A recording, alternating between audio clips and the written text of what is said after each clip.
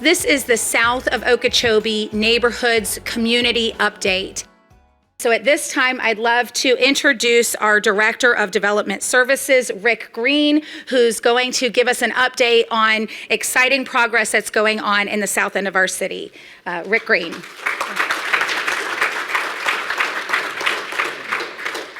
Thank you. It's a pleasure to be here this morning. Leah Rockwell, our Parks Director, always says that it starts with parks. Well, this morning it starts with Development Services.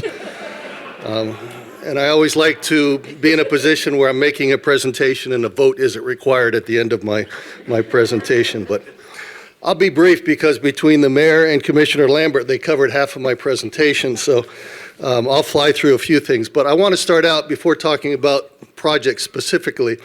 I want to talk about what happened with COVID, because when COVID hit us a year and a half ago, we projected that there'd be a 20 to 25% decrease in our building permit activity, our business tax activity, our planning submittals that come in for approval. That obviously would impact our tax base.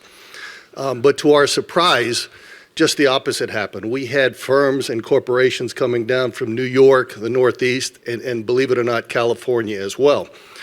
For 10 years, we tried to get a new Class A office building built in downtown after City Place South got built in 2008. For 10 years, could not get an office building built downtown.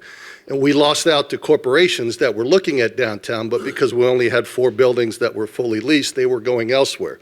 Mercedes was looking at downtown West Palm Beach as a new corporate center. Now, what's happened with COVID, we've got 5 Class A office buildings in the pipeline right now. So it's crazy. When I look at building permit activity over the last 20 years, I know you can't see this chart, but I'll have this available. But when you look at what's happened over the last 20 years, we're going to surpass $12 million in building permit activity this year. That's the highest in the history of the city.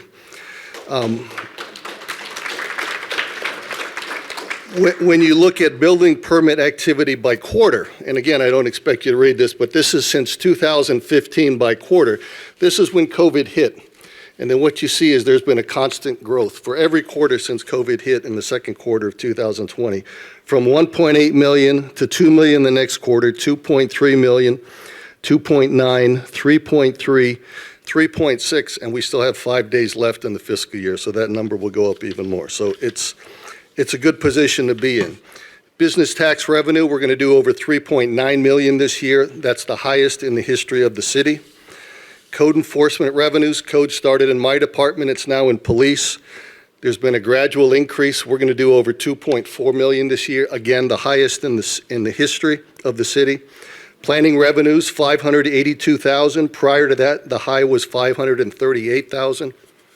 And what this signifies is that, again, when projects come in, they go through building, they get built, then they go on the tax roll, and that's what impacts the tax base for the city. And as the mayor mentioned, that's what allows us to keep our millage rate consistent.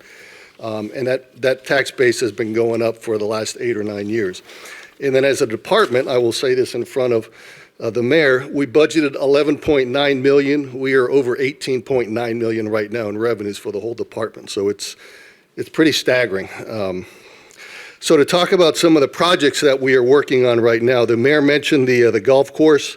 They hope to start clearing next month and be open for play in the fall of next year. They have 11 permits that have been submitted to date. 7 of those have been approved, so they are moving along. As the mayor mentioned, the 8111 property, we had 10 proposals come in. There was a citizen committee that reviewed those on August 17th, and an internal committee that I and a couple others sat on reviewed them on the 24th.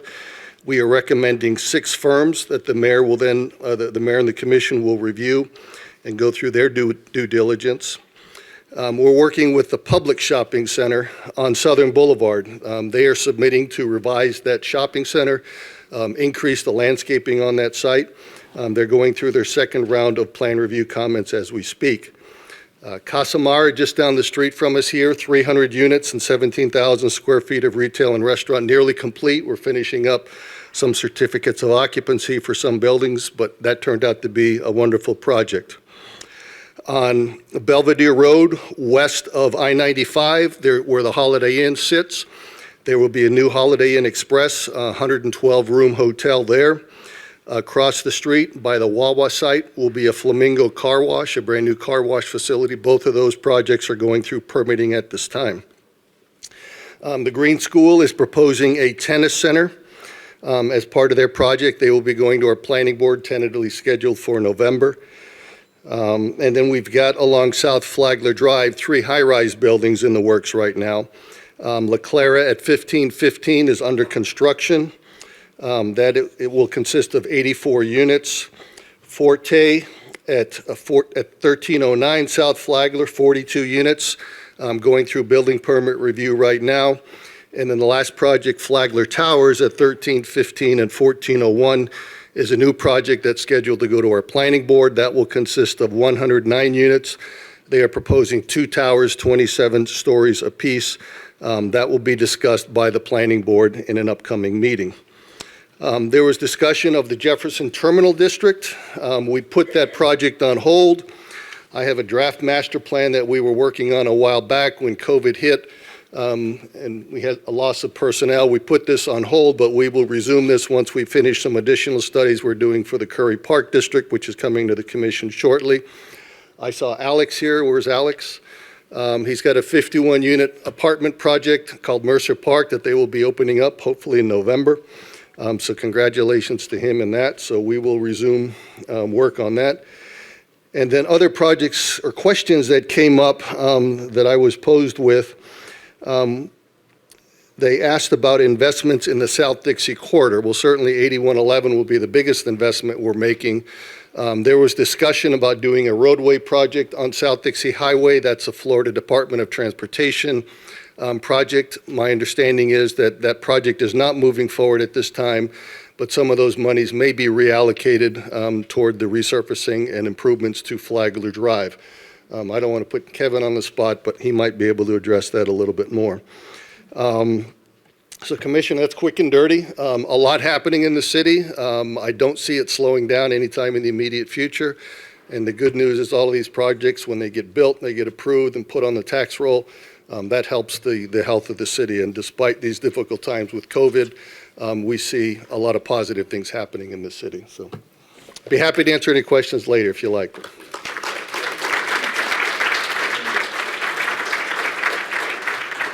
Thank you so much, Rick. As you can see, there's a lot going on in our city.